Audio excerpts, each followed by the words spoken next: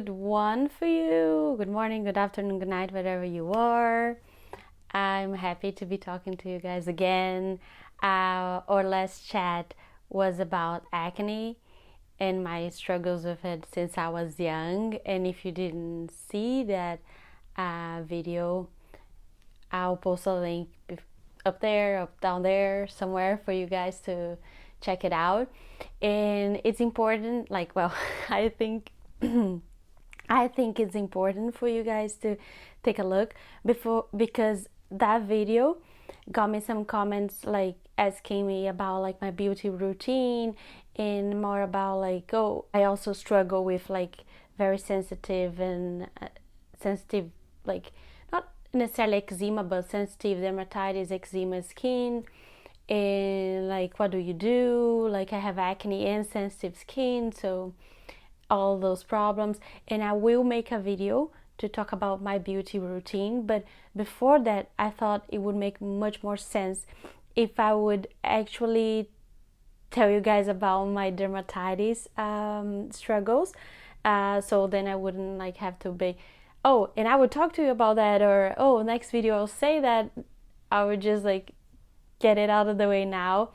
And I think this video to talk about my dermatitis struggles is very important because when I started, when I noticed those red rashes on my skin, I was completely lost. I researched a lot, and there's like a lot about it in a like medical kind of way, like but there's not much like other people saying, look, I go through these struggles, mine look like this, that triggers mine, I use this to help or something like that.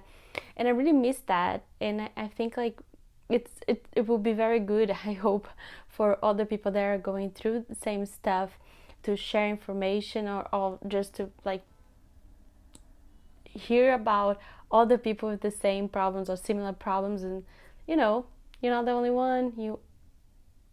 Everyone has like some kind of struggle, like we said last video. And it can make you feel like you're like lost and very frustrated, and I don't want that for anyone. I don't like feeling like that, and I hope I can help. So let's start. First tea.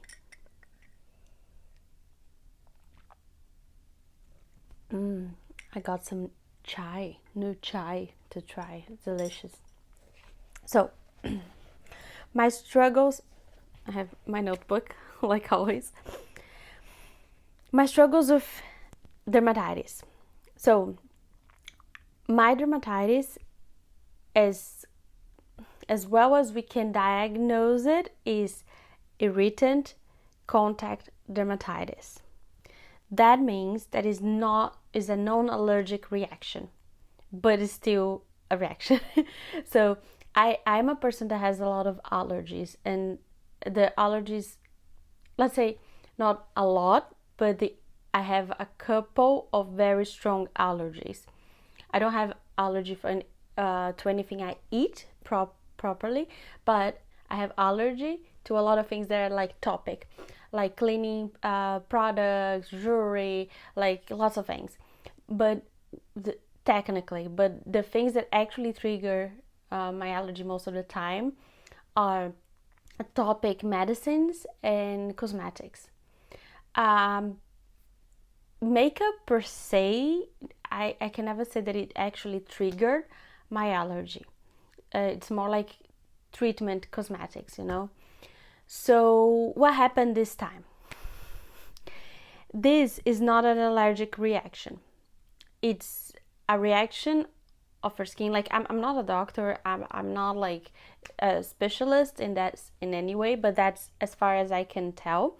After researching a lot, this is not an allergic reaction. Irritant contact dermatitis is a rash, but it's basically like your skin gets sensitized to that specific problem after a couple of uses, or even after the first one. It doesn't matter.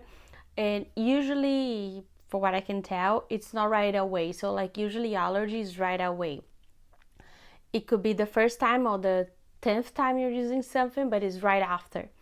This type of reaction usually takes like 2 days to develop. So I can apply something in my face now, and after 2 days I'll see that my face will start like showing like red marks, red rashes, and that's this type of dermatitis.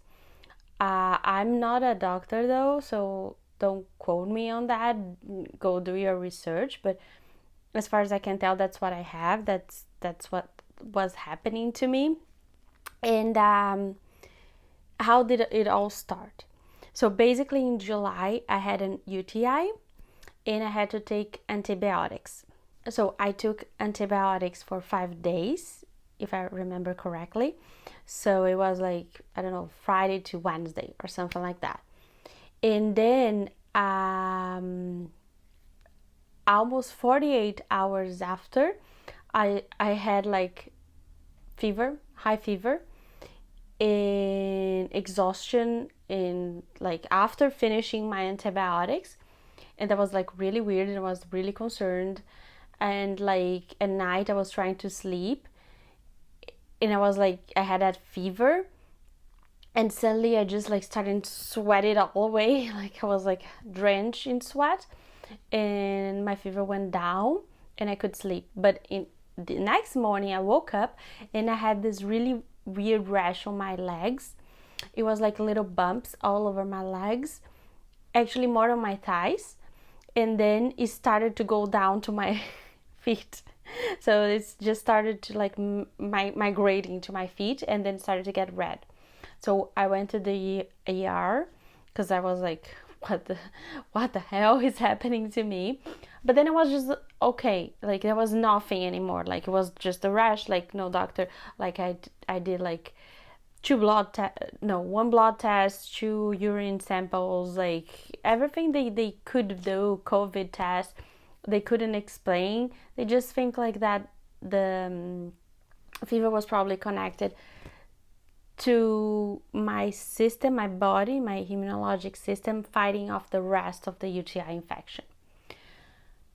Anyways, fast forward 2 days, I took Benadryl for the rash. It went away. And then I wake up with red rashes, a different rash around my eyes. So, my rash was around here, this part that is a sensitive part for me, this part of my face, around here. So because it was like here on the outer corners, outer edges of my eyes, my eyes were a little swollen. I also had a rash around here in this area, and I noticed like a couple of days later that I also had a rash here on my ears, on this part like close to my earrings. So basically all around both my eyes here, more on the outer corners, on my earlobes, and on my neck. And then I was like, what is this? What is this? It looks a little like allergies that I had before, but not exactly, because when I usually have an allergy, my eyes just like, they don't look like they have a rash. It's just like my skin is super thin and sensitive, very pink, red, and swollen, and sensitive to the touch. And just like my eyes get so swollen I can barely open them. And that was not like that. It wasn't like that. So I was like, this is weird. I tried taking Benadryl, did not work, obviously, and that's why one of the things that point me to the fact that it's not like it's not an allergy per se.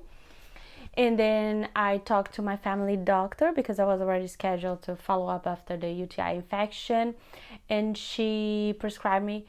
She said like it sounds like, because it was a parenthesis, it was like a remote telephone consultation, because here in Canada we're still like doing mostly remote if we can, and it was just a follow-up. So she said, okay, sounds like sorry, I sent her also a couple of photos, and she said she looked at the photos and looked at my description, how I was feeling, and she said sounds like some kind of eczema or maybe dermatitis. And I said like, I never had that before. She said, yeah, it's always the first time. And then she prescribed me cortico cortic corticosteroids, and she prescribed me two, one that is milder around the eyes and another one for my earlobes and neck. I was very scared to use it, and so like I tried using it, as she prescribed, twice a day, like in the morning after showering and then in the evening before going to bed after washing my face. And it did work. Like I used it for five days, twice a day, but then like less than a week after, it started to come back. And that was like beginning of August. So my UTI was in July. That was already beginning of August. So I was okay. Not good. I scheduled like another appointment with her. And when I noticed that everything was coming back, I also stopped using everything. So at that time, I had a whole like beauty routine going on. Simple one, but still like complete beauty routine. With like face cleansers, dual cleansing at night, moisturizer, sunscreen, and a retinol at night. Because of all of that, of course, I wasn't like using everything, but I stopped using most of it when I started to notice it was coming back, and I was just using the face cleanser and my body moisturizer. And then, of course, I went back to using the corticosteroids. Then I talked to my allergist, and she said, yeah, that's exactly what you should do. Stop using everything. But then, like, she said, you should stop using everything and test what you have at home to see what's causing that. And then she said that she was gonna send me exactly what to do. But that took more than 2 weeks. So what did I do in those 2 weeks? I was like back and forth trying to control it. So I was applying the corticosteroids, and I was using the minimum possible. So basically the face cleanser, not even sunscreen, because like I know it's not good to not use sunscreen, but I also used sunscreen my whole life, and I figured like 1-2 weeks not using it to try to calm down my skin wouldn't kill me. And then I started using just the face cleanser. And no, I was still using the the body moisturizer, and my shampoo, and my laundry detergent, all the same. And you're gonna think, what? Yes. So when she sent me the email, it wasn't just like I wasn't just supposed to stop using like everything that was on my skin, but it was basically everything that was in contact with my whole body skin. So that I didn't foresee. So basically I had to stop using jewelry, and that's why you don't see me wearing anything anymore, like no jewelry, since like you saw me wearing a lot of jewelry in my first videos. Yeah, that's me. Right now I'm in a treatment where I can't use jewelry, even though my jewelry is basically like silver and gold. I thought it was best to just avoid it and not like being second guessing. Oh, maybe there's a little bit of nickel in that, like, no, I need to get better first. So jewelry, shampoo and conditioner, laundry detergent, dishwasher, dish soap, sorry, and anything else, like any soap for like hand moisturizer, and of course everything that you apply on your skin. So when she finally sent me the instructions, I was able to stop using everything gradually. So I bought replacements for all of those products, which was a lot of money. And so basically those products were like more neutral, so more gentle products, fragrance free, and with low chance of irritating the skin. So basically the substances they use are very like pure and low risk of irritation, and fragrance free. So not a lot of actives, but just the necessary, you see. So I did that. It took a while for all those products to arrive, like I said, like even though I bought like in Amazon, like the fastest way possible, because I was like, I need to figure this out, because I can't just keep using corticosteroids for like the rest of my life, right? That's not a good thing. And I was trying to manage in replacing my products one by one. One of the things that I've noticed like in this process is that, first of all, I was kind of afraid. So basically, because I was reading about corticosteroids, and you shouldn't like use it for a long period. So I was very afraid to actually like use it the time it was necessary. So my allergist said that there's no problem to use it even up to like a week, 10 days in a row. I need to use it whatever is necessary to like clean it up. And I was trying to use like 3 days and then stop, like twice a day, but like only for like 3-4 days, and everything will come back.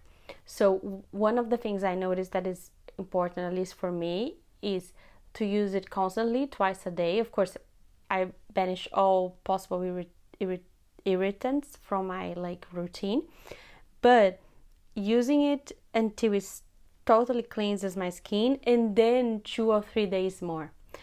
Because sometimes, like, I know it's kind of like weird, but you don't see that there's a problem anymore, but it is there under your skin. So it might not be enough to just like use it until it cleanses, and right after cleans you like just stop using it.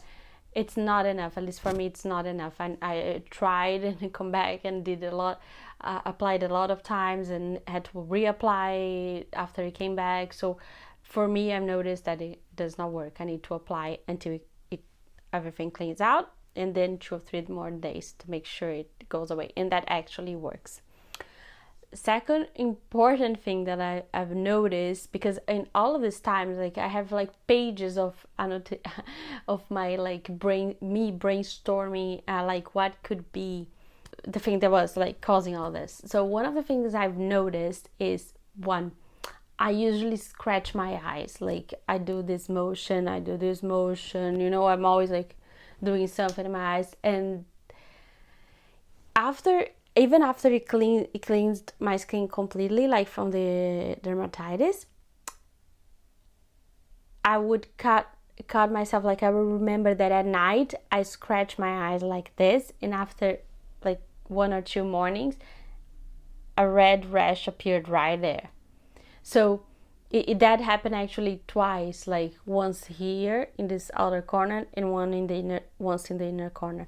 So I know that me scratching is actually very, very problematic for my skin, at least right now, because my skin is very fragile right now, and that's what's triggering like it to come back. So that also tells me that my skin's not ready for action, like it's still trying to recover. Finally, I had after I changed all the products, I had to use the corticosteroid for like a long period, like for 2 weeks, but like different areas that were like appearing and popping because of that scratching that I was telling you guys about. So it finally cleared up last Saturday. So it's been 4 days. So what did I do? As I told you, I'm really, really desperate to start to using retinol again because of the acne. So Saturday I applied it at night, because anyways I'll need to start reintroducing things on my routine to try to pin down what it is, right? So I was like, okay, Saturday at night I applied on my face, but I applied only like down here and on my forehead. I didn't even come close to my eyes, like point of my nose. And I was like very careful to, when I was sleeping, to try not like brush my face on the pillow like crazy. And that kind of worked out. I didn't feel like my skin was worse the next morning. And then I was like, okay, I'll try to incorporate retinol twice a week, like starting slow. And then Tuesday, I applied it again at night. And that was my mistake. Now I have a little irritation around this area. So that is actually like was a mistake, but was also good, because I had been thinking on my head, and I think like the fact that I was using retinol constantly, like every other day, which is a lot for retinol, even this one that is very mild from CeraVe, I think that was irritating my skin. And not only that, it was like, I think that would be fine. I used much stronger things in the past, but that plus having taken antibiotics, and then my immunologic system, I think it was just going insane. I think that the combination of the things trigger what happened. I don't think it's a coincidence that I had a crazy rash on my legs and things like that. I think everything just piled up.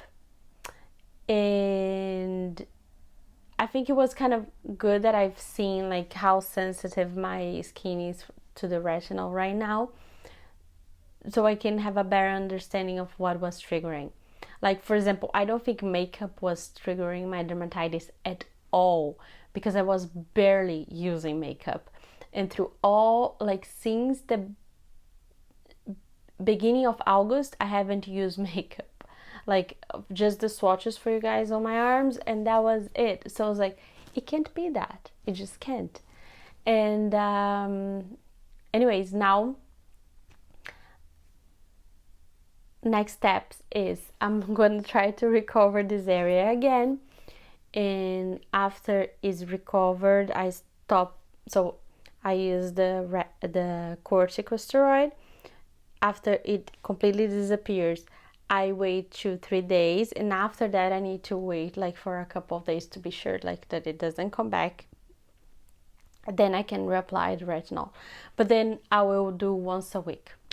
At least for the first month, I need to do once a week, just to make sure that it doesn't come back. So now that's the process. The process is reintroduce one thing at a time and try to analyze what might be triggering and what doesn't have anything to do with the dermatitis.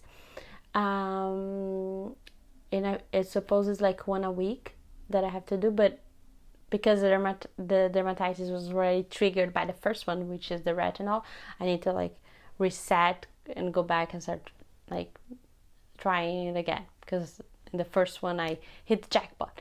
So so that's it so far.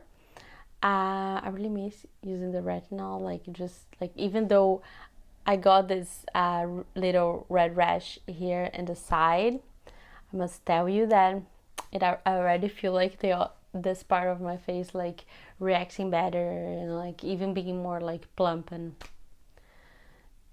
shining in like a good way, like healthy. Anyways, might be just my psychologic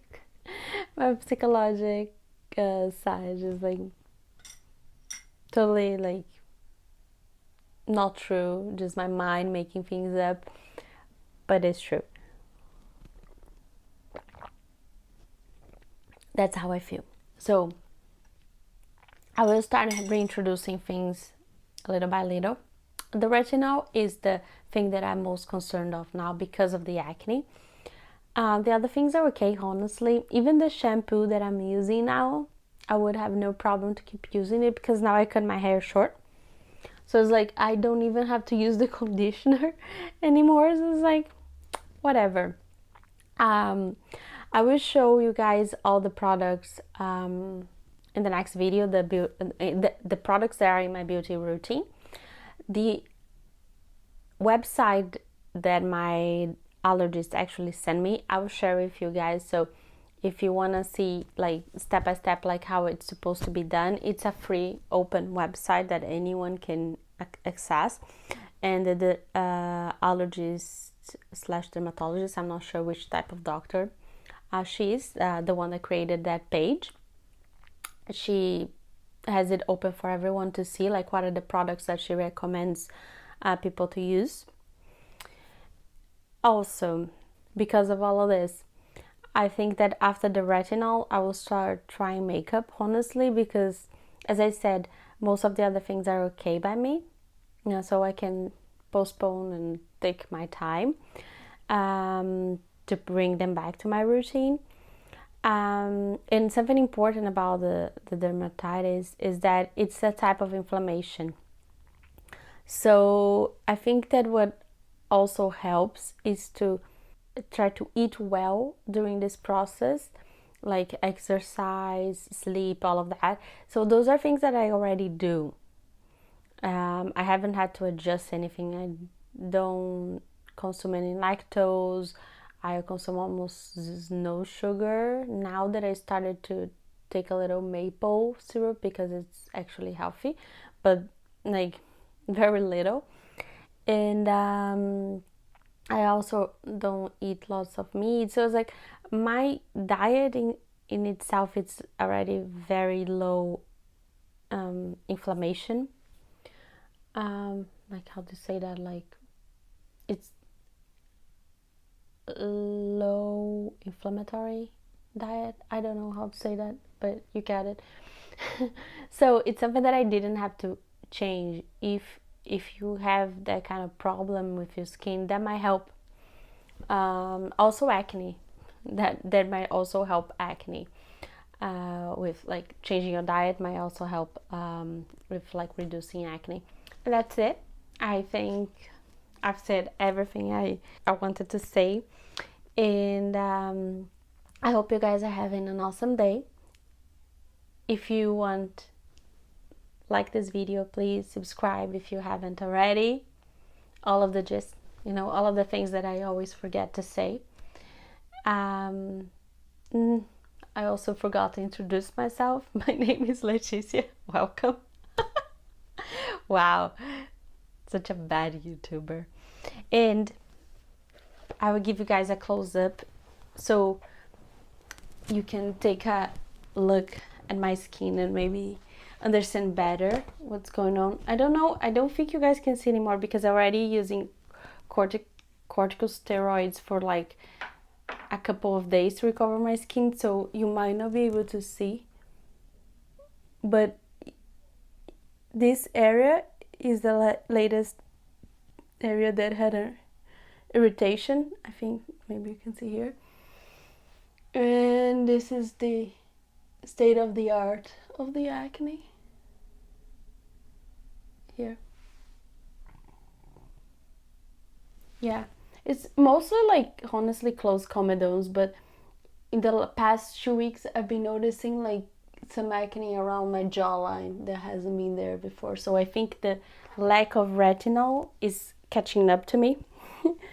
Anyways, have a great one, an awesome one. See you next time. We might have makeup next time. No, I'm kidding. Next time I'll show you guys my beauty routine.